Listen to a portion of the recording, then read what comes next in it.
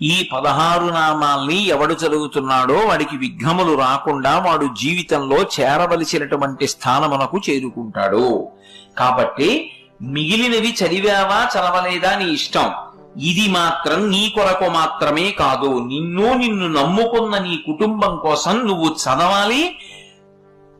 నీకు చదవడం చేత కాకపోతే కనీసం ప్రతిరోజు ఇది చదవడం వచ్చిన వాళ్ళ దగ్గరికి వెళ్ళి చదవమని నువ్వు వినాలి. చెప్పి సుముఖశ్చైకదంతశ్చ కపిలో గజకర్ణకః లంబోదరశ్చ వికటో విఘ్నరాజో గణాధిపః ధూమకేతుర్గణాధ్యక్ష ఫాలచంద్రో గజాననః వక్రతుండ శూర్పకర్ణో హీరంబ స్కందపూర్వజః షోడశైతాని నామాని యప్పఠేత్ శృణుయాదపి విద్యారంభే వివాహే చ ప్రవేశే నిర్గమే తథా సంగ్రామే సర్వకార్యేషు విఘ్నస్తస్య న జాయతే. ఈ